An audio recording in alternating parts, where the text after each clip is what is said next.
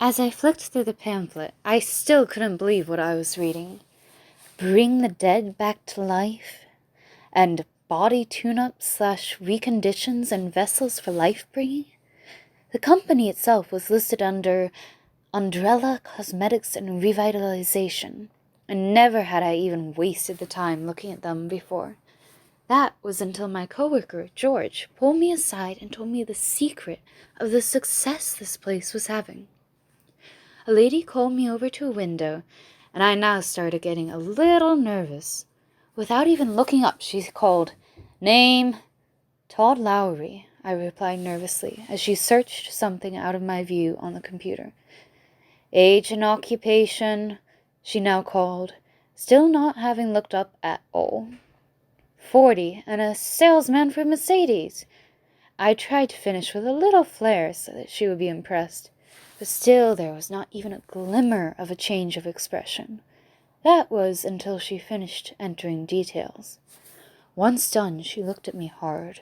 I could feel my stomach become a little uneasy as she stared, but then she spoke again.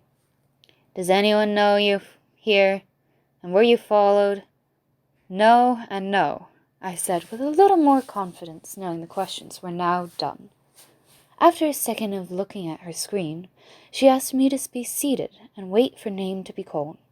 I turned and looked around at the waiting room. There was not another soul there, nor did it look like the room ever catered to many people.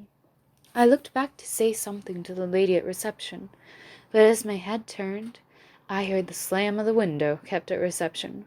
So shrugging, I made my way to a seat in the back corner so I could face where the doctor should be coming out. As I started to lower myself into the seat, the door next to reception flew open, and a strange-looking humanoid creature came out calling Todd. I looked around the empty room to make sure there was no other Todd around before standing and saying, "I'm Todd." "No shit," the little, I assume, person replied, gesturing to me to follow.